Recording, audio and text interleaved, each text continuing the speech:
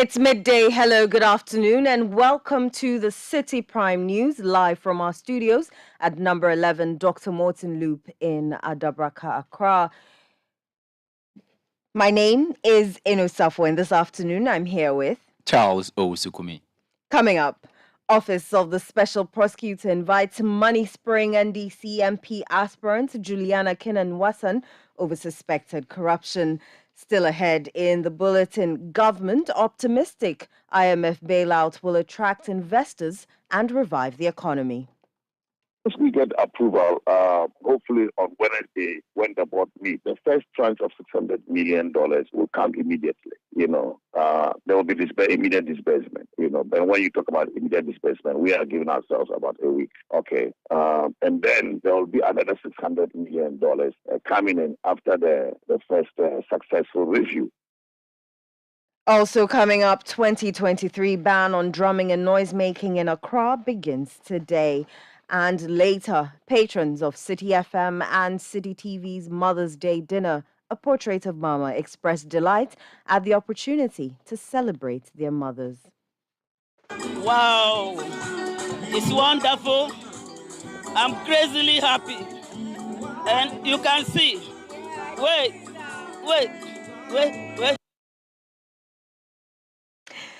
The news is live on our partner stations across the country. In the Western region, we're on Premier 100.5 FM in Takoradi, Beach 105.5 FM also in Takoradi. In the Bono region, we're on Green and 95.9 FM in Sunyani. In the Ashanti region, Orange 107.9 FM in Kumasi. In the Eastern region, we're on Right 90.1 FM in Somenya. In the Volta region, we're on Holy 98.5 FM in Aplao. In the Northern region, Dasuma 99.1 FM in Yendi. In the Upper East, Word 88.3 FM in Zuarungu. And in the Upper West, Bugli Radio 88.6 FM in Wa. The news is also live across the globe on citynewsroom.com, Citi 97.3 FM on Facebook, and CityTube on YouTube. Citi Prime News at 12 midday. Update you on all the running stories and connect you to the newsmakers. Many thanks for choosing us this hour. Let's settle for the details of our stories. The Office of the Special Prosecutor has invited for questioning one of the National Democratic Congress parliamentary aspirants for Edra, Sechudumase, in the Ashanti region for questioning. The aspirant, Juliana Kinan-Wasson, who failed in her bid to become the NDC parliamentary candidate for the area, was seen spraying cash on delegates at the voting grounds on Saturday. The money, according to reports, ranged between 5 Ghana cedis and 100 Ghana cedi notes. The OSP in a letter says it finds the action of the failed aspirant an act of suspected corruption and thus urged her to report on Thursday, May 18, 2023, for the necessary processes to begin. Now, the Minister of State at the Finance Ministry, Dr. Mohamed Amin Adam, is optimistic that the approval of the country's IMF program will attract investors and revive the economy. Ghana expects the International Monetary Fund Board to approve a first tranche of $600 million of the $3 billion loan on Wednesday. The second tranche of $600 million is expected to be approved after a successful first review of the program sometime in November or December, with the rest disbursed in equal tranches of $360 million after a semi-annual review. Speaking on the Citi Breakfast Show, Dr. Mohamed Amin Adam said there would be immediate disbursement when the board approves the loan request. If we get approval, hopefully on Wednesday, when the board meets, Dr. Mohamed Amin, the first tranche of $600 million will come immediately. There will be immediate disbursement. But when you talk about immediate disbursement, we are giving ourselves about a week. Okay. And then there will be another $600 million coming in after the first successful review. By November, December, we'll receive another $600 million. And then the remaining amount will be disbursed in equal tranches of $360 million every 6 months after successful review. But it is significant to note also that the approval of the IMF program will have catalytic effect. In other words, some other development partners and investors will invest in our country's development efforts. For example, since we applied for an IMF program, the World Bank also came along, and we have been negotiating with them. We are almost concluding negotiations for a $900 million budget support, which will be disbursed in equal installment of $300 million every year for the next 3 years. The World Bank has also agreed to support the Ghana Financial Sector Stability Fund with $250 million. We know that some of our domestic banks have had impairment as a result of the DDEP, and we have to be able to support in addressing the insolvency problem as well as liquidity challenges in the domestic banking sector in order to make our domestic banking sector stronger. And so the Financial Stability Fund has been established, and the World Bank is committing $250 million towards that. We on our own, as a government, are committing $500 million. And then we are talking also to the Africa Development Bank to support the fund with up to $100 million so that we can use that money to support the banking sector. And so the IMF money will come, but it will also facilitate more money coming from other development partners to support our budget. That was the Minister of State at the Finance Ministry, Dr. Mohammed Amin Adam. Still on Dr. Mohammed Amin Adam, the government is optimistic that Ghana will be able to return to the international capital market as soon as possible. Ghana is on the verge of securing a $3 billion IMF bailout to help with the country's balance of payment problems. With the first tranche of $600 million expected to be authorized by Wednesday and disbursed within a week, the second tranche of $600 million is scheduled to be authorized following a successful first review of the program, which is expected to occur in November or December, with the remainder distributed in equal tranches of $360 million following semi-annual reviews. Dr. Mohammed Amin Adam, Minister of State at the Finance Ministry, feels this paves the way for Ghana's return to the international market. We will go back to the market because we are able to leverage the market to balance our financing needs. And so you have development partners supporting you, but a chunk of your inflows may come from the market. And so with the IMF approval, we are very, very confident that investor confidence in Ghana will increase. The upgrades, the institutions upgrading us will look to Ghana favorably. And then as a result of all this, we could return to market very, very, very soon. But is that a good thing? Because going to the market means you are going to borrow. And a large chunk of our debts are commercial. In fact, 20 years ago, a lot of our debts were concessionary and bilateral. Now, if you look at the breakdown, a lot of it is Euro bonds and very expensive debt, which is what has brought us here. So shouldn't we give ourselves a moratorium on going to the market to say, look, until we come out of the full IMF program in 3 years, we are not borrowing a peso from anybody on commercial terms, and actually negotiate into the discussion the need for more concessionary and bilateral type money, because the market is what has brought us here. So why are we going back there? Well, it depends on how quickly we achieve sustainable debt levels. As I indicated, we are hoping to achieve sustainable debt levels by 2028. We're talking about 2.5 years from now. And so if that is achieved, that should pave way for us to borrow. As for borrowing, you know that we can do away from it, in as much as we do not borrow ourselves out of sustainable levels. And so going to the market is a matter of cost, but we'll go to the market when we have favorable conditions. All right. Thank you for talking to us, Dr. Mohammed Amin. Dr. Mohammed Amin Adam is Minister of State at the Finance Ministry, speaking on the City Breakfast Show with Bernard Avle. Now, government is expected to begin the payment of coupons of pensioner bondholders today. This follows an agreement reached between government and the Pensioner Bondholders Forum on Friday after days of protest by the pensioners. For 5 days, the pensioner bondholders picketed the Finance Ministry demanding the payment of approximately 16 coupons and 3 principals owed them since February.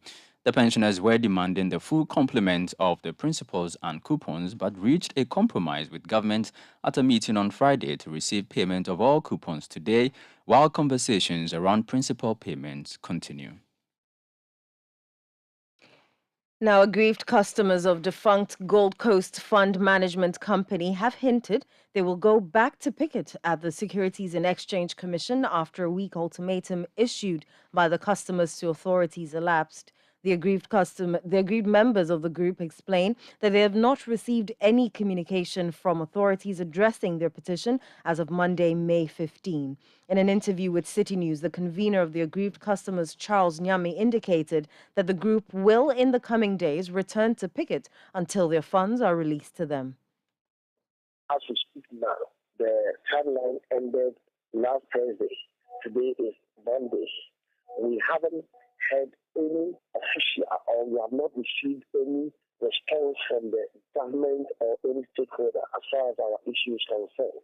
But we are just calling on the government that the government knows what to do. The government should do the needful. We are in agreement with the police. We are going to bounce back very hard on the government with another put.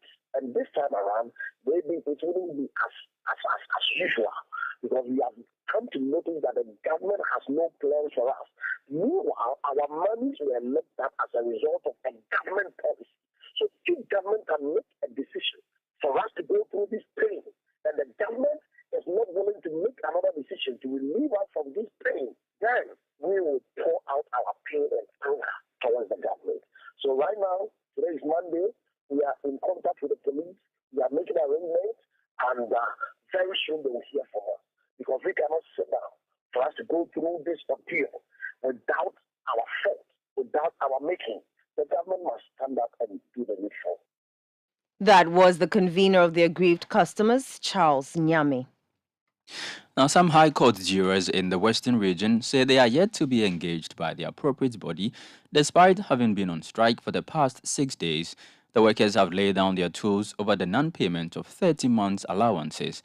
Spokesperson for the jurors, Jonathan Kofi Kara, tells City News the action would continue until their demands are met. In a related matter, members of the Tamale Technical University chapter of the Technical University Teachers Association of Ghana are also on strike to demand the non-payment of allowances due them and the use of unapproved formula in the calculation of end-of-service benefits for staff. Dr. Abdul Malik Bawa is the local vice chairman of TUTAG. When we met and declared the strike, the evening of that day, management sent a letter inviting us to a meeting at 4 p.m.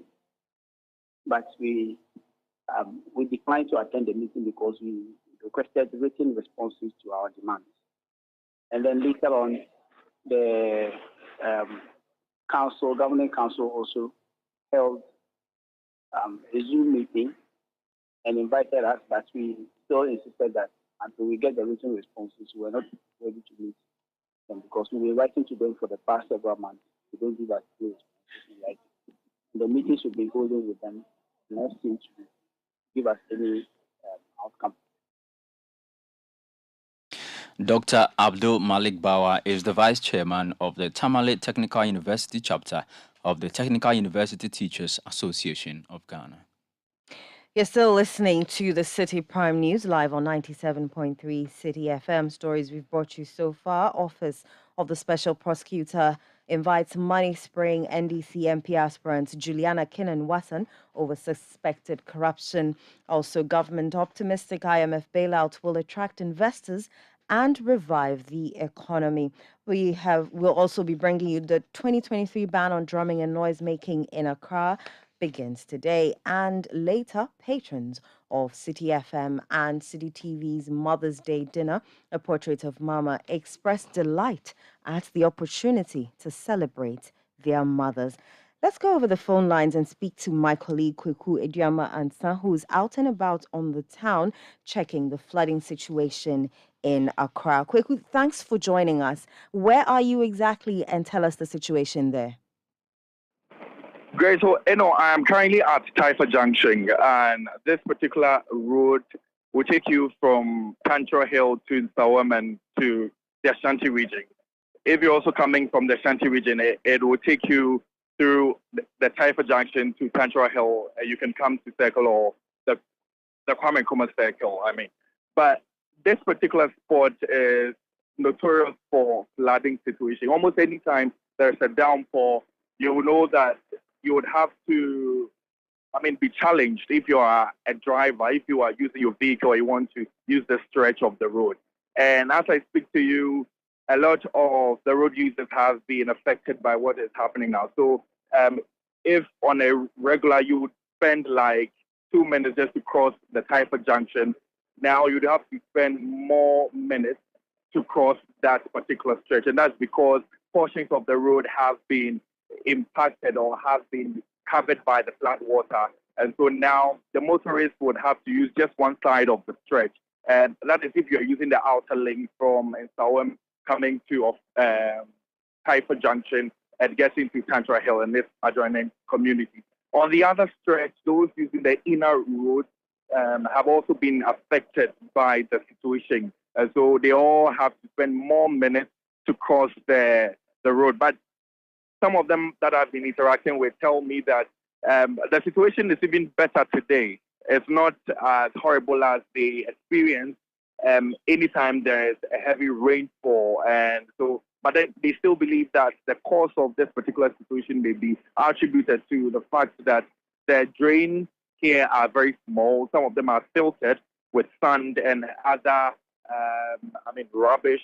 And they feel that if government or if the authorities would have time to distill this particular drains, at least it will go a long way to help them. If they say that anything apart from this would mean that they would have to bear the brunt of the rain anytime there's a downpour. So, not too good news for some of the road users here, but you know that it's afternoon, and so now there are not so many people moving on the street. But the few who are moving have to spend so much time here on the stretch. Kweku, tell us, have you cited any of the young men who normally help people cross the road when such occurrences happen? Well, I haven't cited any of them, and that's because they say that the situation is not as dire as it's been happening in previous times. And so now the only thing is that you have to take your time to cross the road. It is not as dire as at first you would have people getting stuck in the flood water and would need the help or the assistance of people around. So that situation is not being recorded today. But then the whole thing is that you'd have to take your time. But I've seen some vehicles, one or two, that have been affected by the rain. But most of them are fortunate that they're able to run through the flood water. When they are out of it, then their cars break down. And so they have to seek the assistance of, people around here. Right, Kweku, have you been anywhere else? And if you have, what's the situation there? Not yet. I've not been to any other place apart from this side. We went to a Franco, which is also known for similar situation anytime there's a downpour. But as we got there, it looks like the water has receded, and so it's not as challenging for road users as it used to be. Some people I've been speaking to tell me that if we had gotten here early on, that was very early in the morning today, would have witnessed the more or less like the havoc that has been caused by the rain. And so, we're still going through some of the communities here in Accra where we understand that the downpour is affecting them. Kweku Ejama Ansa, thank you very much for that update. Do stay safe as you report for Citi. You heard my colleague Kweku Ejama Ansa, who is out and about in Accra assessing the flooding situation. But you're still listening to the Citi Prime News live on 97.3 Citi FM. Still to come, 2023 ban on drumming and noise making in Accra begins today. We'll bring you the details shortly. Do stay.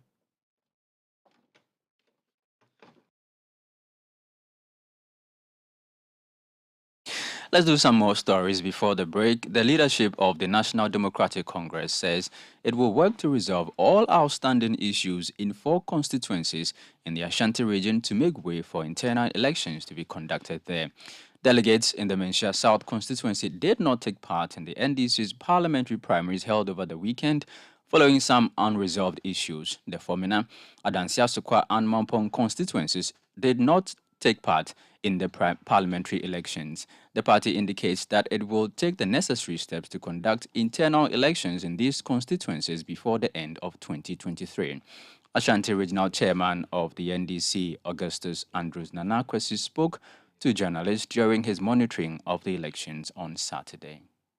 Menchia, you see that we have about a year and a half before the general election, and this is the first time that NDC is doing our primaries very early. So I can assure the good people of Ashanti that Menchia South, by the end of the year, we can resolve that issue. And it's not only our Menchia South. We are having Adansia Square, Fomina, and Mampong. That area, we are doing the presidential elections, but for the parliamentary elections, it's on hold for Adansia Square, Fomina, Mampong. So Ashanti region, 4 constituency is being put on hold on the parliamentary elections. The message is that we are going to take over Ashanti region, and we are going to get maximum votes that can let John Dramani Mahama become the next president of the Republic. Ashanti region is going to decide 2024 elections, and inshallah, we are going to get more seats, because look at the primaries, how it's going.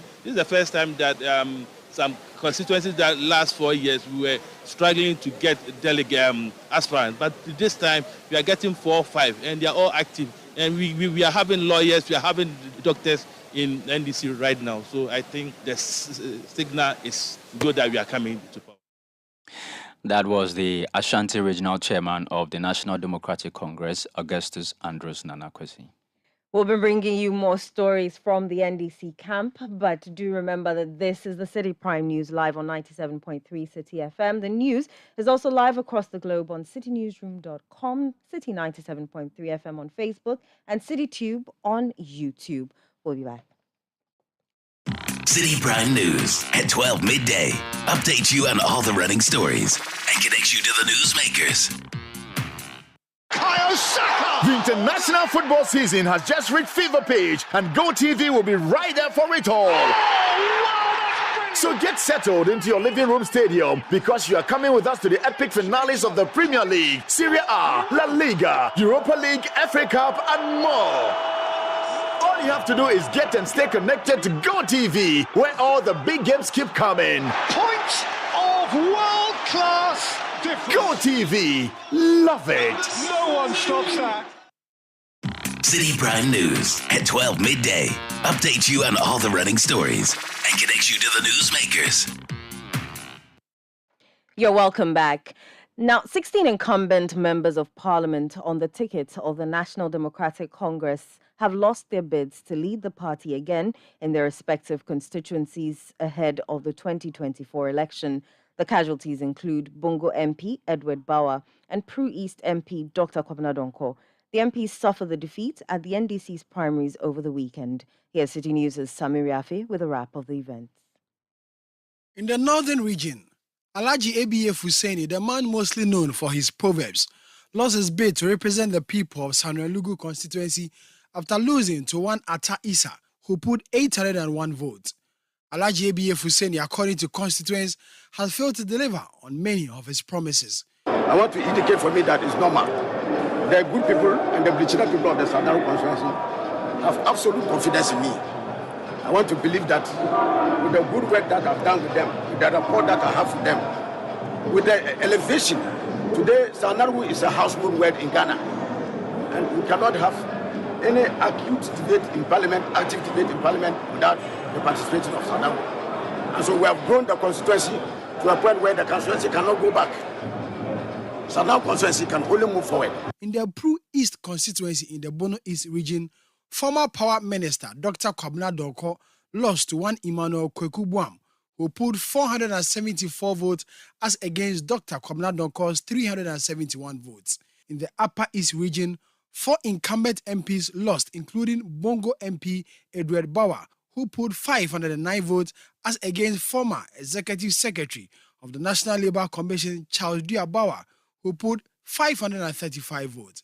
In the Garu constituency, a former director of the Ridge Hospital, Dr. Thomas Anaba, defeated incumbent NP Albert Alazuga, who pulled 250 votes. Incumbent MP for Chiana Paga, Thomas Dalu, lost to new entrant Nichema Alamzi. In the Navrongo Central constituency, incumbent MP Samson Charaga lost to Simon Aworigo. In the Volta region, incumbent MP for South Tongue, Kwabena Mensah Woyome, lost to Maxwell Lukudo, who has contested on 3 different occasions. Mr. Lukudo pulled 597 votes as against Kwabena Woyome, who pulled 562 votes. In the Kwando constituency, incumbent De La Soa lost to one Sebastian De, who pulled 332 votes. Other MPs who lost included Alex Adomako Mensah of Sechafran Plains in the Ashanti region, who was contested by his nephew Dr. Kwabena Dufo Jr. and one Hajia Afra Nasiri. Hajia Afra Nasiri won by 211 votes.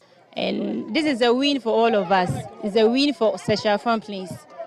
And I want to take this opportunity to congratulate my other opponents and also the people of Sechafran Plains. Peter Yao Kwachi Aka of Amenfi Central in the Western region also lost his bid. Wisdom Gidisu of Krachi East in the Oti region, Abeku Krensel of Ekonfi in the Central region, Augustine Tewia of Bia West in the Western North region, Sophia Akwaku of Okankwe Central in the Greater Accra region, and Christian Otute of Sege, also in the Greater Accra region, all failed to secure a comeback. Former MP for Damango, Adam Mutawakilu, launched a strong comeback for the seat he once held.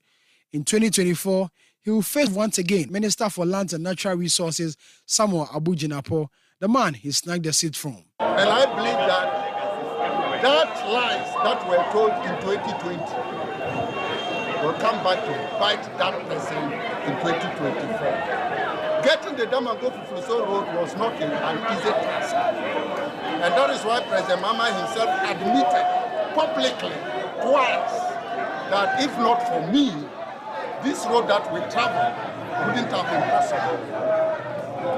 African Development Bank has to invite me to their headquarters just to interact with me because of this road. And the role I have played in bringing this road. Just common 40 million Damango Town water project. An MP, a cabinet minister who has worked in the office of the president cannot materialize. 40 million. Former Deputy Western Regional Minister Emilia Arthur won her Shaman constituency bid and represent the party on the ballot for the 2024 election. All delegates, those who voted for me and those who didn't, we are one people. We are coming together to work for the good of the party in the Shaman constituency and deal with this backward, incompetent, thieves, corrupt government called the MPP. We are going out together to get the MPP and get the MPP out of office. Former Deputy Communications Minister Felix Kwachi Ofosu also won his bid to lead the NDC in the Ebura Asebu Kwamakesi constituency in the Central region. Meanwhile, MP for Ningo Prampram, Sam George, won his re-election bid with a promise to ensure that John Mahama wins more seats in the constituency.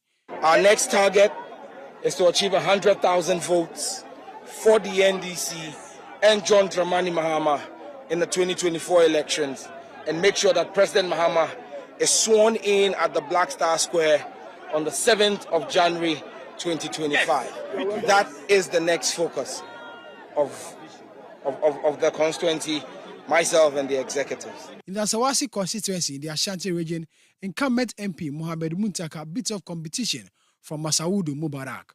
In the Ashama constituency, incumbent MP Ernest Nogbe thanked delegates for his victory. What is ahead of us is bigger than what we are seeing today. What is ahead of us is to fight the common enemy, be it Baumia or Alantramante at the end of 2024. So we have to work together as one family to make sure we push the elephant back to the bush. Adamu Ramadan retained his slot in the Adentan constituency after beating Anoye Bampo Ado and Linda Awuni. In the Clote Kole constituency, MP Dr. Zenetta Rollins also retained her slot to lead the NDC again in the constituency. The party also elected John Dramani Mahama as its flag bearer for the 2024 election after securing 98.9% of total vote cast on Saturday. Here is Director of Electoral Services at the Electoral Commission, Dr. Sirbo Kwaku, declaring John Mahama as the winner of the party's parliamentary and presidential primaries. We have John Dramani Mahama with 297,603. In percentage terms, it should be 98.9%. Then John Kojo Bonsu, he had 3,181. In percentage terms, it's 1.1. So we had in total 4,653 rejected ballots. The valid votes were 300,784. And the total vote cast was 305,437. On behalf of the chairperson of the commission, I duly declare His Excellency John Dramani Mahama duly elected with 98.9%. I'm humbled by the overwhelming vote of confidence reposed in me by the party. I want to thank God for bringing the NDC this victory. Traversing the country for all these days, weeks and months without any fatalities can only be by God's special favor. Let us disagree to agree, but let us keep our collective sights firmly on the supreme objective of the NDC, leading Ghana out of the current abyss in which we find our country. I also ask for cooperation amongst all our elected parliamentary candidates and their respective aspirants and supporters in all the constituencies across the country. Our party is the winner because there are no individual winners and losers in this intra-party contest. National Chairman of the NDC, Johnson Esiedu Nketiah, on his part, described the polls as one of the most well-organized by the party in recent times. Let me congratulate finally the winner of the presidential primaries, His Excellency John Dramani Mahama.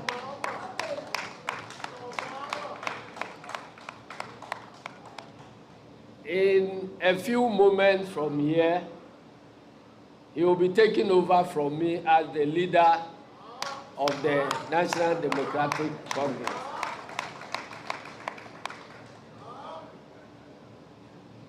I believe that the party has enjoyed my brief stint as the leader of this party. That report was filed by Citi News' Sami Riafi. Still with politics, two independent candidates bearing the same name have filed to contest in the by-election at Kumi in the Ashanti region. The two candidates, both called Kwekudua, have been added to a list of 4 candidates from the NPP, the NDC, LPG and the CPP who are seeking to replace the late Member of Parliament for Kumi, Philip Baswa. Citi News' Ashanti regional correspondent Hafiz Tijani has more. The Electoral Commission has set May 23, 2023 for the by-election at Kumi and has so far closed nominations. The Commission says it is in the process of printing out the ballot papers as the political parties contesting in the election have taken their positions on the ballot. Ashanti Regional Director of the Electoral Commission, Benjamin Banobio gave an update on the process. At the close of the filing of nomination, we had 6 candidates who filed their nomination. And these are a candidate for CPP, a candidate for LPG, a candidate for NPP, and a candidate for NDC. There were 2 independent candidates who also filed their nomination. So in total, there were 6. And after the close of nomination, there was a need for us to ballot for position on the ballot paper for the political party candidates. So first we did, the first ballot was for the selection order. Who will pick first, who will pick last, and things like that. And so we did that one. Then we did the final one, which is the second one, that was for the ballot printing, who will be the first position, second position, and things like that. In the end, CPP got the first position, LPG got the second position, NPP had the third position, and then NDC had the fourth position. As for the independent candidates, we do not ballot for them, but it is based on first come, first serve. Incidentally, they all bear the same name, Kwekuduya. So the first one who submitted is the elderly one, Kwekuduya. He will be the number 5 on the ballot, and then the second one will be the number 6 on the ballot. This is what it will be, the bar of any withdrawals or disqualification. Mr. Banobio says sensitization of voters has also begun ahead of the by-election. We are carrying on with our public education. We are developing some posters. It has not yet got into the region, but when it can, we'll place them all at all the conspicuous places within the constituency. We are also engaging the political parties at RIPAC and DIPAC levels. And we are also engaging other stakeholders, such as the identifiable groups within the constituency, to sensitize them and also to educate them on the program ahead. There's, however, an interesting twist as 2 candidates with the same names are in the race as independent candidates. The independent candidate, Kwekuduya, who first declared intentions to contest in the by-election, garnered more than 39% of votes in the 2020 parliamentary elections. The New Patriotic Party is vigorously campaigning in the area to retain the seat, but many see Mr. Duya, who contested in the 2020 election, as a threat. The other independent candidate, Citi News, has learned hails from Bodumase, but he is not widely known until he declared his intention to contest in the by-election. Many believe that he is being used by the MPP to split the votes of his fellow independent candidates to help the MPP to sail through. The opposition National Democratic Congress says it is also leaving nothing to chance as far as the Kumeu parliamentary seat is concerned. The Electoral Commission says it is sensitizing constituents of Kumeu ahead of the by-election. Hafiz Tijani, Citi News, Kumasi, Ashanti region.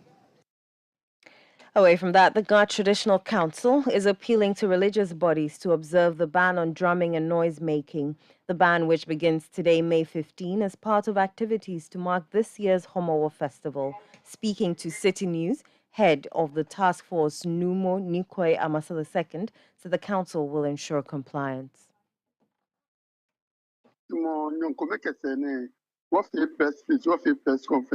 Regional Minister Mene 15th May, Kata 15th June, There has been a series of engagements towards the ban on drumming and noise making. We have set up a task force which constitutes the police to ensure compliance. We are appealing to churches to also observe the month-long ban to ensure peace prevails. pie kebal na kan ame ani fiot wono ni amekewena shi ene nyonko bepe ni woke akafi nike wokusu ni ji ni wokusu ni wonyemi wo kwa fa fiamo na mba na webi ameba wo fi woni ne ke tin tike ni bra mo ke yi ke ni bi ko makapa wo ka meti no fe na fi tunjole. Numo Nikoi Amasa II adds that persons who flout the directive will either have their equipment seized or fined.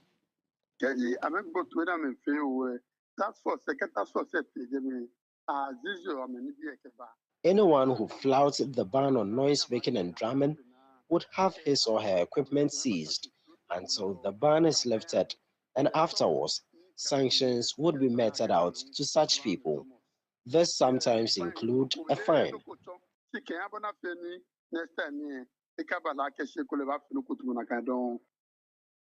Numo Nikoi Amasa II is head of the task force for this year's Homowo Festival. You're still listening to the Citi Prime News live on 97.3 Citi FM.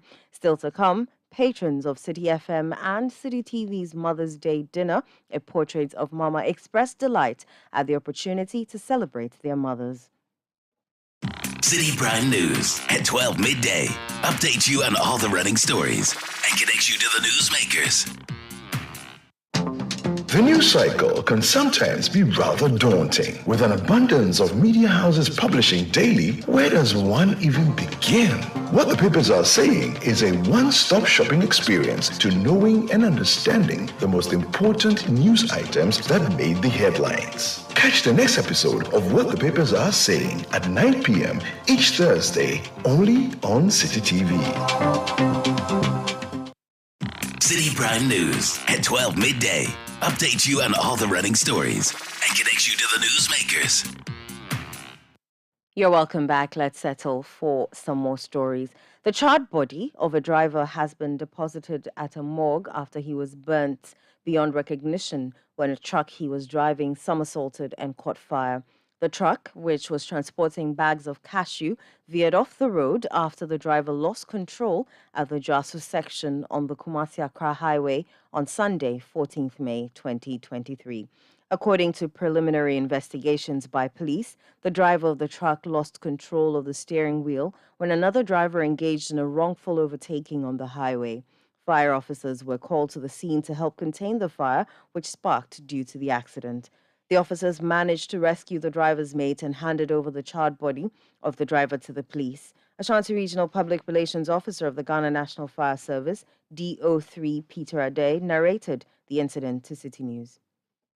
Yesterday, around 10:52 a.m., we had a distress call reporting of an accident and fire at Jaso. So we had to quickly dispatch our GSO tender to the scene. When the crew arrived at the scene, they saw that the driver who had been burnt beyond recognition was in the head of the diesel truck, which had its parts disintegrated, and the loads, about 500 bags of cashew it was carrying were also somewhere on fire. They were able to retrieve the body and hand the body over to the police. According to the mates of the driver, who was also in the vehicle at the time of the accident, but was rescued, the driver lost control of the steering wheel as a result of a wrongful overtaking and improper switching of lane by another vehicle. As a result of that, the driver veered off the road and hit the steel bridge, causing the vehicle to somersault.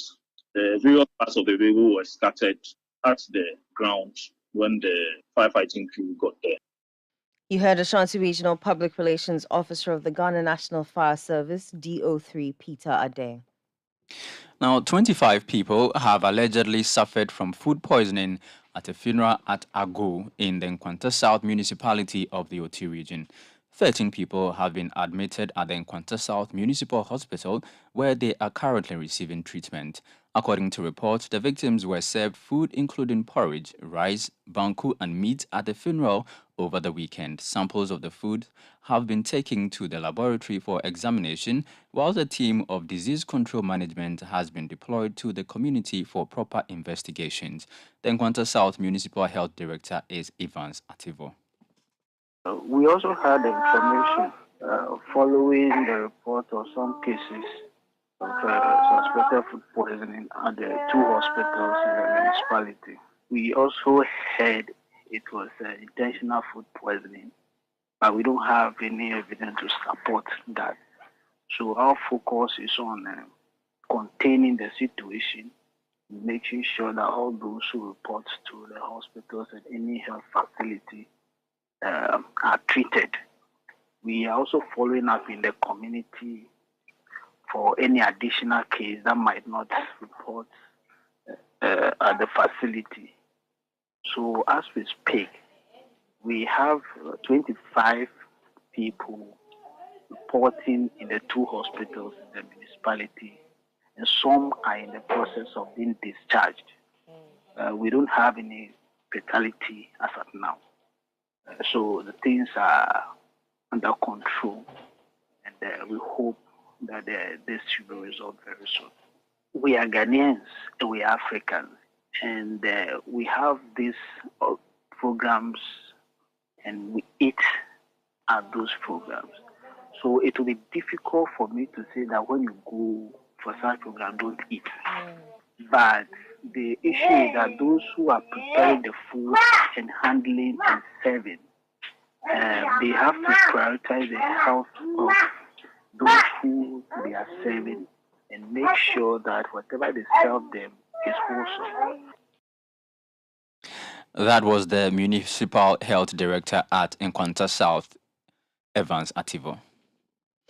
Now, the company that produces Gino tomato paste, GB Foods, has urged mothers to continually play critical roles in training the younger generation in creating responsible future leaders. The company made the call after it donated a range of products to the Mamprobi Polyclinic and its maternity ward in Accra to mark the Mother's Day celebration. Speaking to City News, the assistant category manager for GB Foods, Gifty Tentuo, said the company decided to embark on the move to appreciate the diverse roles mothers play in the society. We have Gino tomato mix, we have Gino pepper and onion, we have Gino Max, we have curry, and then we have our Gino baked beans in the hamper that we are giving out to the mother. Oh, we usually do programs or events for Mother's Day. I think it comes according to the project that we want to handle each year is what we focus on. So for this year, we wanted to do the hospital project. Last year, we had another project with consumers, but this year is a focus on our mothers in the hospitals. So on this note, what message are you sending across to all mothers? Okay, so I would want to acknowledge the contributions of all our mothers across, all their dedication and their hard work and the sacrifices that they have been making for us. We are so grateful, and they should continue to nurture the younger generation. You heard Assistant Category Manager for GB Foods, Gifty Tentuo.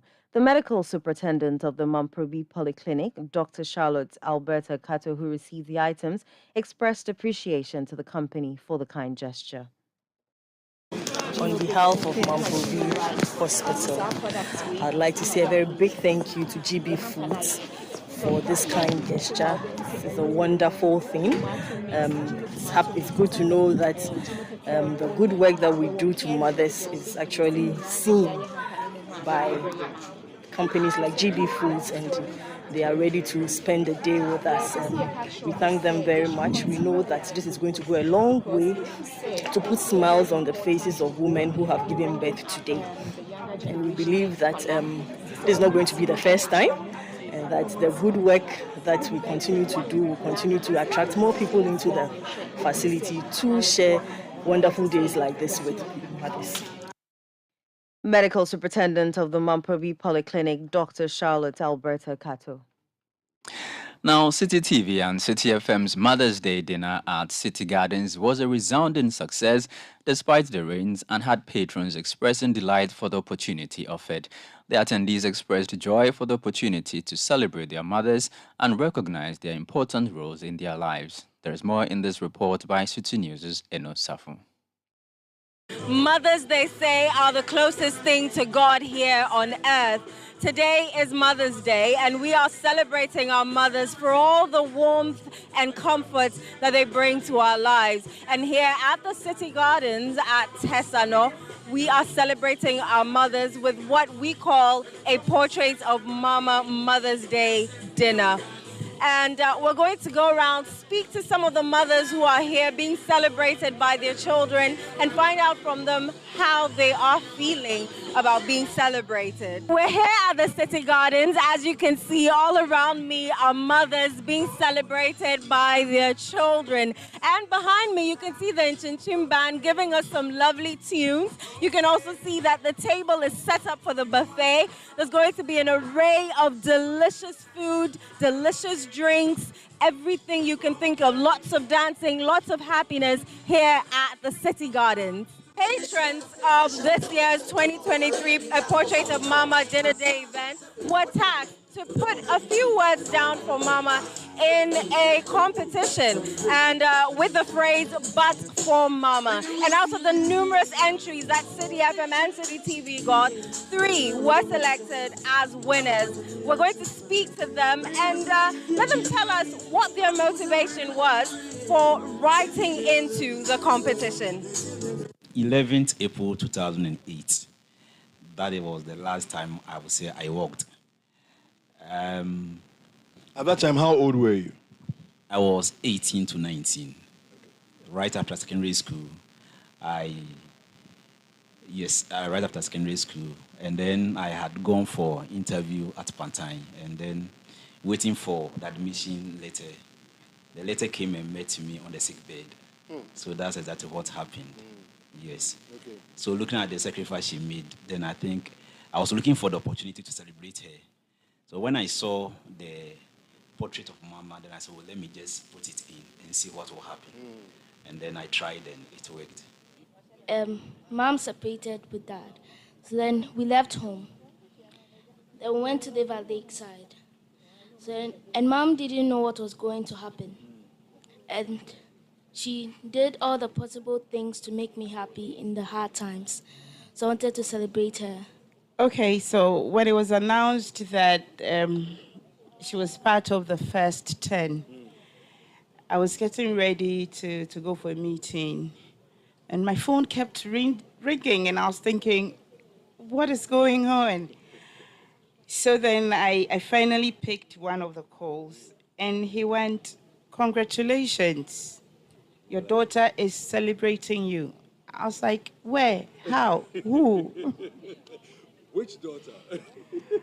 I asked all the questions. So then she had gone to school. So I went to pick her phone.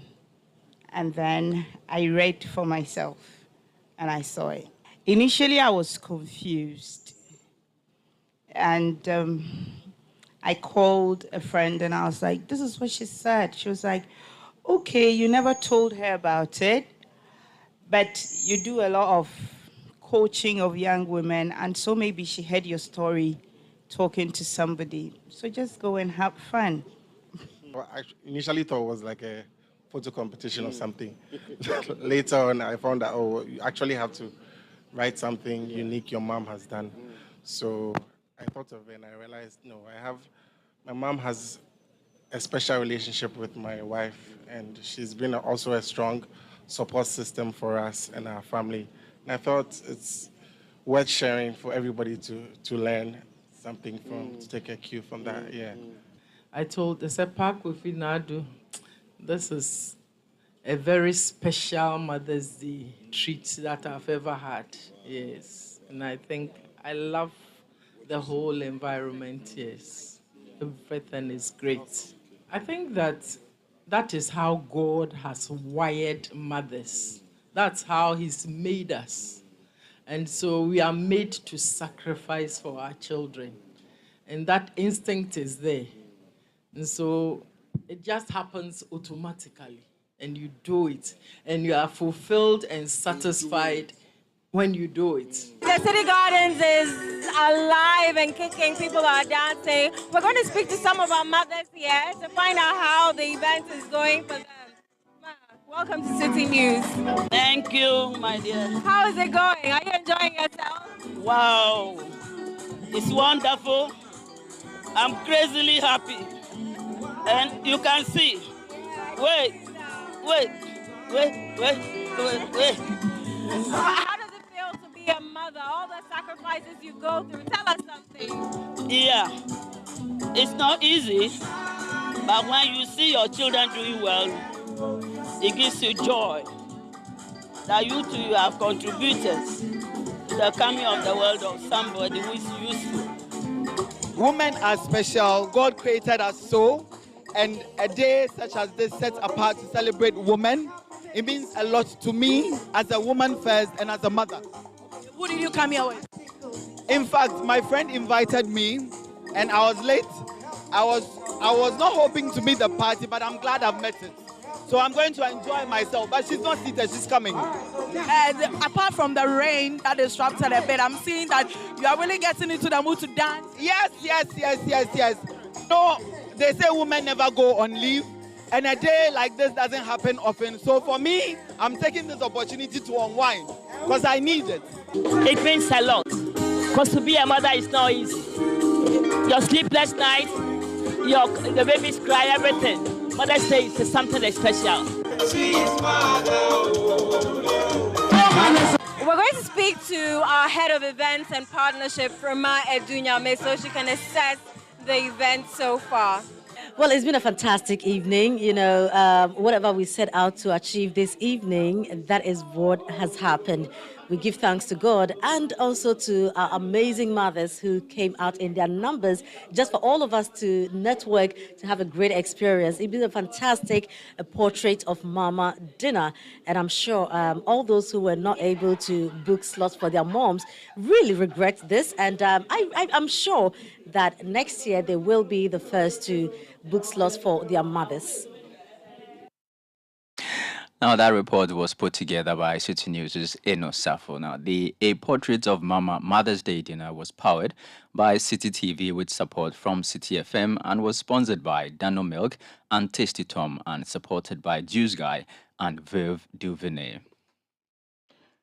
Away from that, the Ministry of Roads and Highways, in collaboration with the Ghana Highway Authority, has extended the closure of the Owusu section of the Takoradi-Agona Highway in the western region. The closure is necessary for repair works on the Butu River Bridge. Some motorists are urging the government to enforce the use of railways for haulage trucks to prevent additional damage. It's been a long time. We've been saying for them to repair us for us. Nobody is concerning us. We've been voting, doing a lot of stuff. A lot of the trucks, the only time they fall down here. You used to use the railways. The railways is there. From Takoradi to Takwa, it's there. They should fix it for us, my brother. It's a good news because the bridge has collapsed. With the motorists, you usually slow down from just a short distance. You have to take more than 2-3 hours to cross this road, and it's bad. Those were some motorists complaining about the deplorable state of the Butu River Bridge in the western region. And that's it for the Citi Prime News, which has been live from our studio in Adabraka here in Accra. My name is Safo, and I was here with Charles Owusu Kumi. For more news, do log on to our website, citynewsroom.com. Up next is the business news with Na Shika Caesar. Thank you for tuning in. Do enjoy your day. Citi 97.3.